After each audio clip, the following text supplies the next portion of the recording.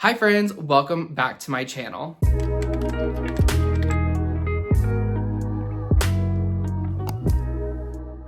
Now you're probably like, Austin, what are you doing in this space? It's not what's usually behind you. And to that I would say, yes, you actually are correct, because usually I'm in my living room or my bedroom talking about vinyl or Taylor Swift hauls or whatever it may be. And that's kind of because recently I've just been more like energized or excited to talk about vinyl. And I was like, you know what? I want to get back to some of the content that I was first making on this channel earlier this year, which is books. I haven't done that in a while. And I was like, you know what? I want to get back into that for a minute. So today I'm actually going to be doing a bookshelf tour because I finally got my books organized and the shelves cleaned, and I'm just really excited to show it off. But before we get into that, I want to ask you all to please like this video and subscribe to my channel. I have a goal to reach 1,000 subscribers by the end of 2024, and with every like, comment, subscribe that you all give, it boosts my content and my videos to more people so that others can see it. I think after my last video, we got like 60 new subscribers, which is absolutely insane and blows my mind. And I'm just so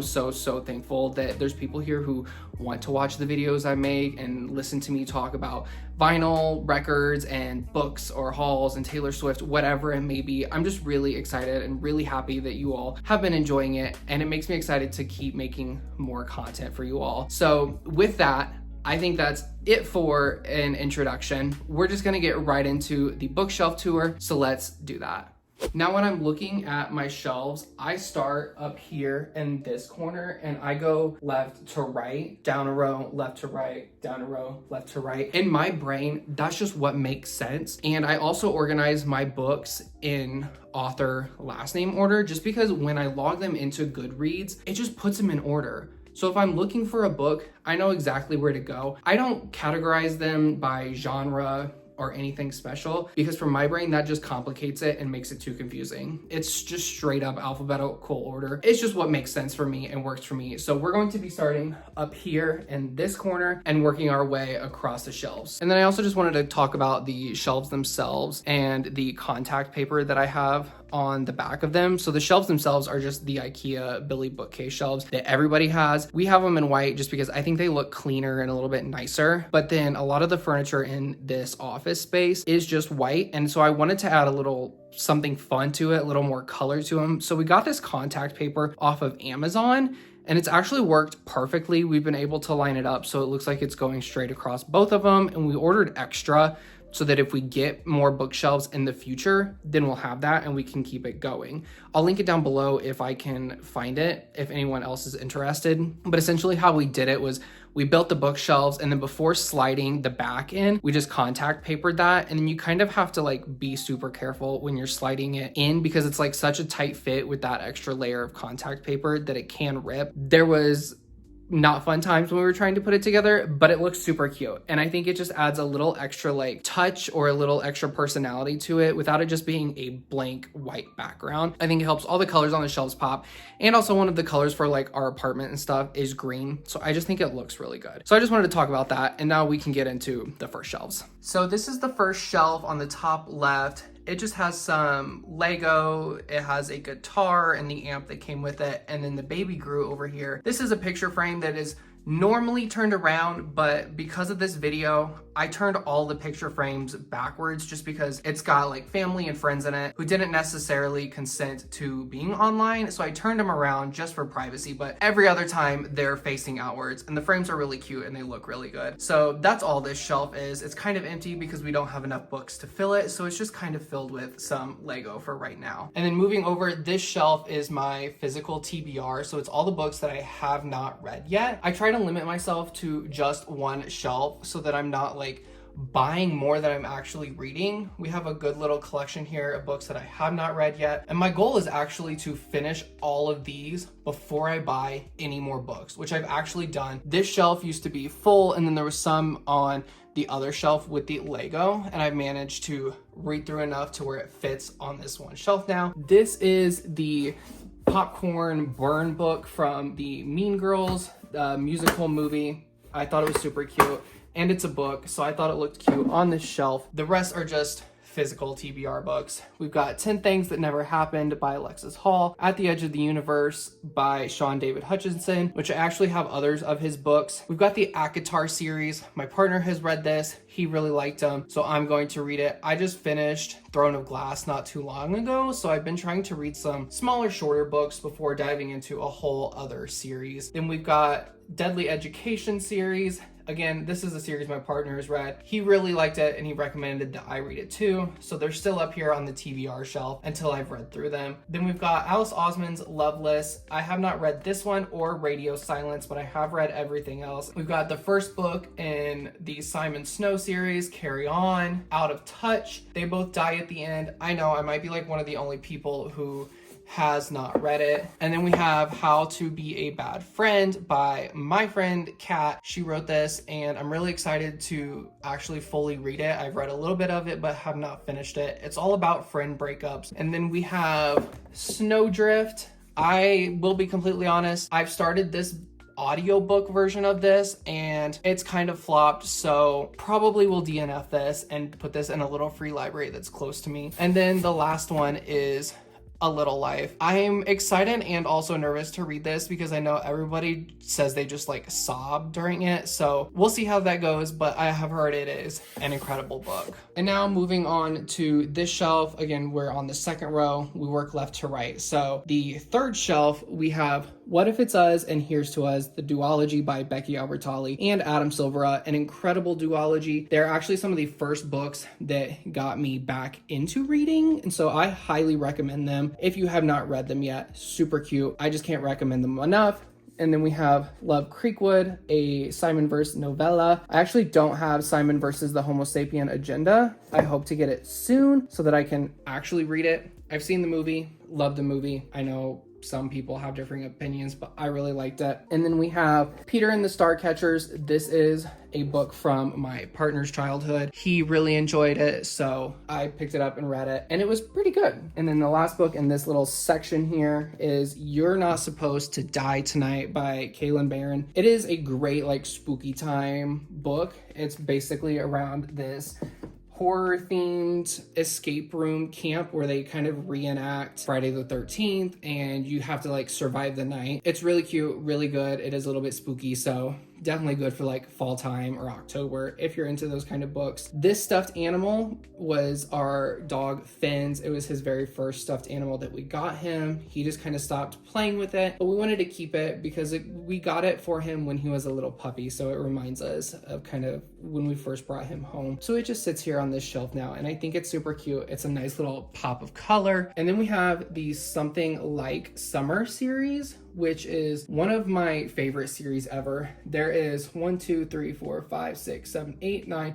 10, 11, 12 books in this series. I've talked about this series before, both maybe on this channel, but definitely on my Bookstagram, and I just can't say enough good things about it. Not every book was my favorite, but a lot of them were like really, really good. Something Like Autumn is one of my favorites. I really like Something Like Spring. And then it's intertwined with Something Like Stories, so you get short stories while all these other books are going on. Each one is based on a different character from their perspective, but you get like the full storyline. So you've got book one, Something Like Summer, Benjamin Bentley. He's the main character, and so for part of his high school time, it's through his perspective. Something Like Autumn is from the perspective of Jace, who Ben ends up meeting later on, like in college. And so book two is through his perspective, and then we get a continued storyline, and it just keeps going like that. But the Something Like stories are short stories in these books. There's 3 of them, volume 1, 2, and 3, and they kind of fill in some gaps and spots that might be missing in that continued storyline, and it's just a really good series of books. And then with that, Jay Bell, the author of the series, has released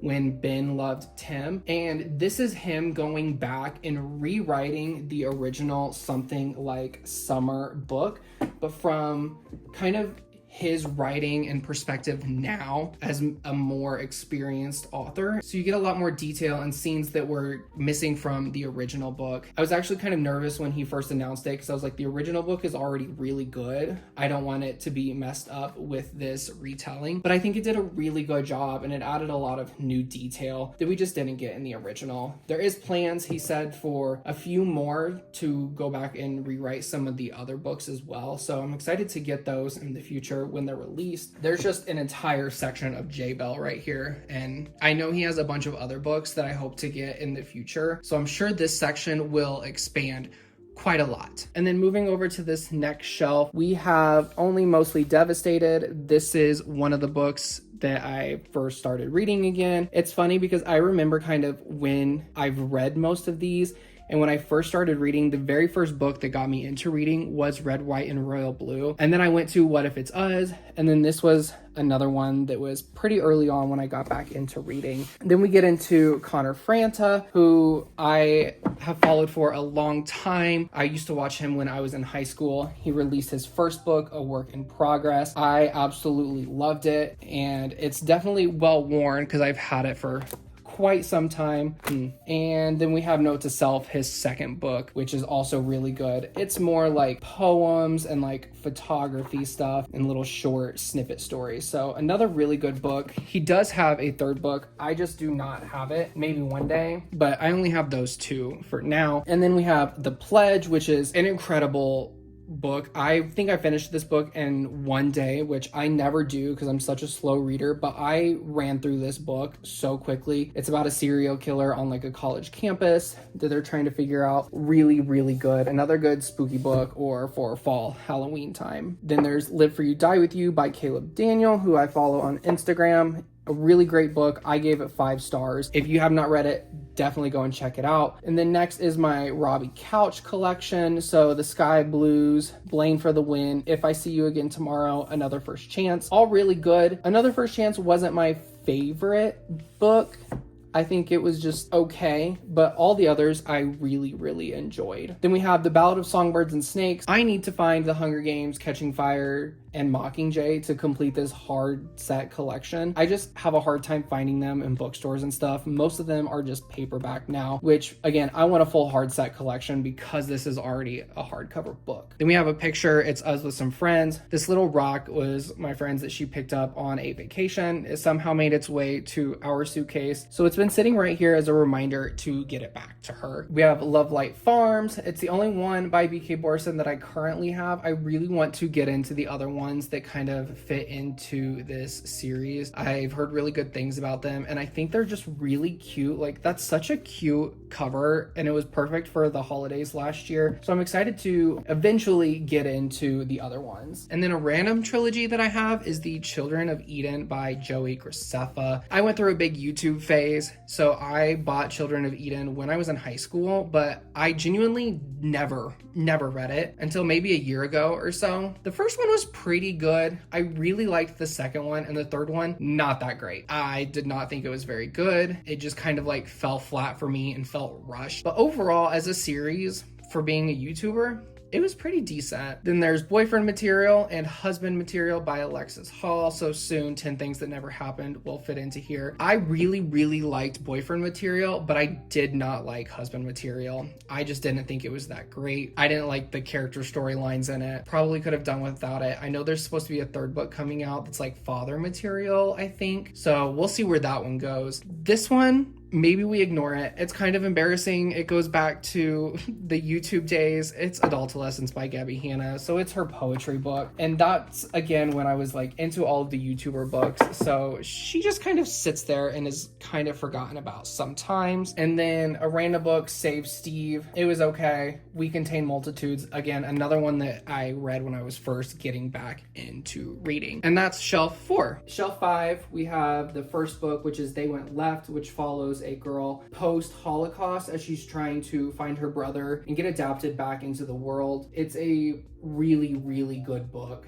Highly recommend it. And then we have Thunderdog, which is about a dog who was there for the aftermath of 9/11 and helped find people who are missing in the rubble and stuff. So a really good book written by the handler of the dog. And then we have my Sean David Hutchinson collection so far. The Past and Other Things That Should Stay Buried, A Complicated Love Story Set in Space, and Howl. All pretty good. I really liked A Complicated Love Story Set in Space. I thought it was really good. It had a real good twist at the end, so definitely recommend that one. And then another picture that's been turned around. Here we have a new favorite series of mine, A Good Girl's Guide to Murder. I binge read this earlier this spring, and we also watched the show recently. I did not care for the show. I just did not think it was that great. But this series, fantastic, incredible, loved it. Here's a fake plant, and then back here is just a picture of my dogs at their daycare from the summertime. They take cute little pictures for holidays and random times throughout the year, so it's really cute, and it just kind of sits there. And then we have some Timothy Janofsky, You're a Mean One, Matthew Prince, and New Adult. I didn't really care for You're a Mean One, Matthew Prince. I just thought it was okay, but I did really like New Adult. And then there's You Should See Me in a Crown. Then we have Love and Other Disasters, A Little Bit Country, Darius the Great Is Not Okay, and Darius the Great Deserves Better. Fun fact, I actually read the second one in this series first because I didn't realize that it was a duology. So I read the second one first and then had to go back and read the first one. So I actually like the second book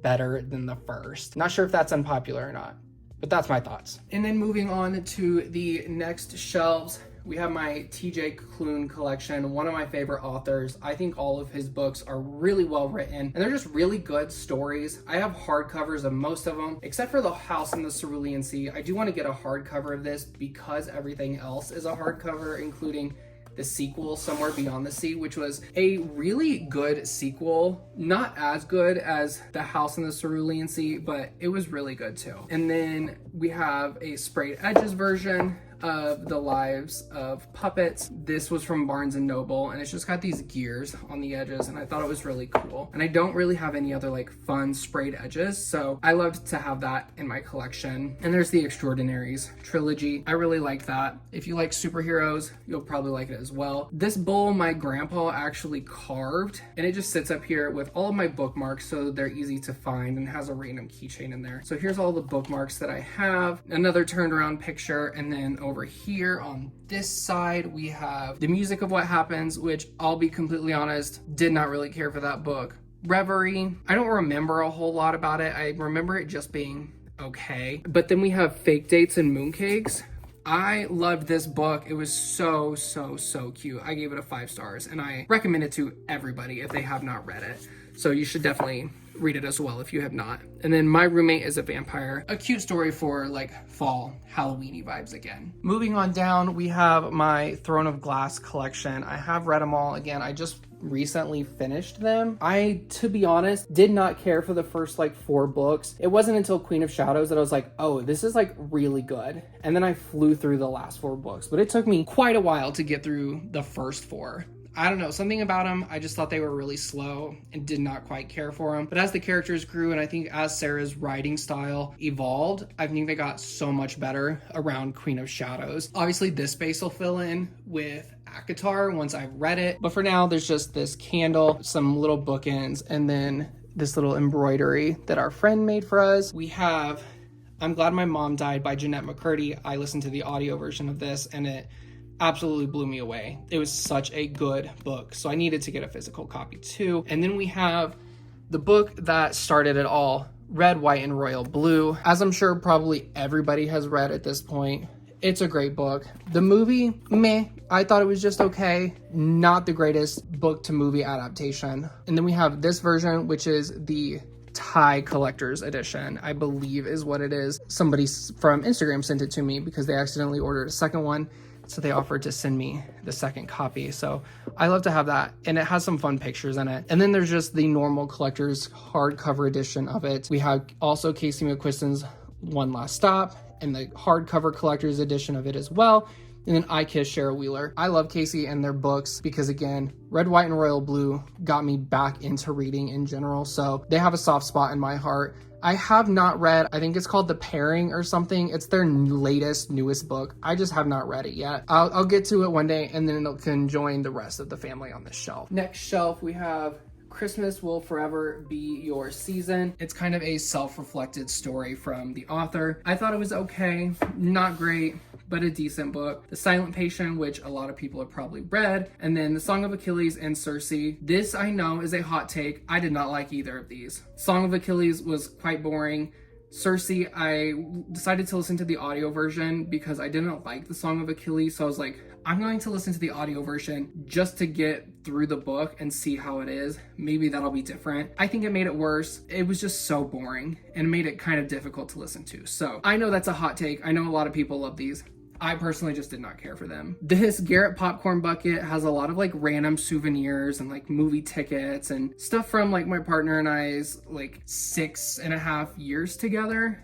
Just random little things that are thrown in here. So it's kind of like our own little time capsule. This was from our trip to Chicago, either the first or second year that we were together. And it's just been the perfect little like storage bucket to throw random little things in from trips we've taken or little date nights. And then one of my favorite sections is Heartstopper. I love this series along with probably everybody else. The show is absolutely incredible. And on top of it, it's just a little Lego race car. It doesn't really fit Heartstopper, but I didn't have anywhere else to put it, so it sits there. And then we have other Alice Osmond books. I Was Born for This, Nick and Charlie, Solitaire This Winter, and then the Heartstopper yearbook. Once Loveless is read, it'll join the rest of the family. Once I have Radio Silence and have read it, it'll join the rest of the family. But for now, this is all I have, and I think it's just a cute little section. We have You and I Rewritten by Chip Pons. I have the normal cover and then also a special collector's edition cover of it, which I wanted to give away. So really happy to have both of them. And I'm excited for Chip's second book, Winging It With You, to come out. Already have it pre-ordered, so can't wait to have that and for it to join the little family here as well. And then second to last book on this shelf is The Seven Husbands of Evelyn Hugo, another audiobook that I listened to. I really enjoyed it, so I got the physical copy. Playing the Palace, I've said this with a lot of other books actually already. Another book that I read when I was first getting back into reading, and I think it was because it kind of stood out to me as maybe being similar to Red, White, and Royal Blue. And it was in a sense is that there was royalty involved, but it is 100% its own completely different book. And it was super cute as well. And then moving on, we only have a few shelves left. We have Aristotle and Dante, the first and second book. Not my favorites, I'll be honest. I thought they were just okay. We have The Gravity of Us, which I really did like. As Far As You'll Take Me, genuinely probably one of my least favorite books. I did not care for this one. Cemetery Boys, Check Please, the first and second one. They're the only two, and I really enjoyed these. They were super cute. They're little graphic novels about a hockey team, and two of the main players are gay, and they kind of get together, so it's super cute. Highly recommend if you have not read them. And then we have Finding My Elf, which was a really cute little Christmas story. Perfect for now, honestly, if you're looking for a cute little YA, just easy Christmas read. Date Me, Bryson Keller, If We Were Us, If You Change Your Mind by Robbie Weber, a really good book. It's the only one of his that I have so far, but I do want to read his other books. They look super cute, and I think they'd look cute sitting here on the shelf together. Generation Next by Ollie White, again, into the YouTube era. I listened to the audio version, and the audio book was not bad. I just didn't think I would actually pick up the physical book and read it since I bought it so long ago, so I listened to the audio book, and it was really good. Then we have a new favorite author of mine, Paul Michael Winters, Together in a Broken World, and his newest book that is actually not out yet, The Haunting Between Us. This comes out on January 7th. He sent me an ebook version of it, and then I just got this in the mail. He gave me this as like a little Christmas present. He will send a couple out. Both of these books are phenomenal. This one is post-apocalyptic, so these two characters are traveling across the country to kind of save the world from this virus that's killing everybody. Really good if you like The Last of Us or The Walking Dead, those kinds of shows. You would probably really like this. The Haunting Between Us, one of the two main characters, Hugo, moves into this haunted house, which is across the street from the other main character, Cameron. And so through twists and turns and with the help of their friends, they have to get rid of this evil spirit. It's just like a really good book. This book would be perfect for Halloween. It's plenty spooky, but it also has some like cozy vibes to it. Yeah, I can't say enough good things about this. So if you think you'd be interested in this, definitely make sure to pre-order it. January 7th, it comes out. And then because I have had kind of nowhere else, or I'm not sure where else to put my Taylor Swift Eras Tour movie stuff, it sits here. So I have the popcorn bucket, and then inside of the popcorn bucket, I have the cup, and then I also have the Mean Girls musical movie cup in here as well. Again, just because I wasn't sure where else to put it. I did go to the Eras tour, and we did also see the movie. So yeah, big Taylor Swift fan. And then another picture. With the next shelf, this is kind of where we start running out of books that I've read, and really the only ones left are Fourth Wing and Iron Flame, and soon to be Onyx Storm. I have 2 or 3 copies of that coming. I got my partner into reading these too, so I got a couple copies. There's like the normal edition and then a special edition, maybe 2 special editions coming so that we can read them at the same time. So they'll go here, and I'm really, really excited for the next one because I love Fourth Wing. I thought Iron Flame was really good. It wasn't the best in the series so far, but it was really good. So I'm really excited to see what Rebecca does with Onyx Storm. And then there's this little crocheted elephant that my friend made for me. So she just kind of sits here on the shelf, and it's really cute. Another picture, and then this cute little canvas print that says, "I'm a sucker for you," because we have lots of plants, and it just fit really nice in here. Second to last shelf, it's getting kind of hard. It's real low to the ground, so the tripod doesn't go low enough. We have a random like photo book of some college memories, and then a little crocheted penguin that our friend made for my partner. We have the Percy Jackson series over here.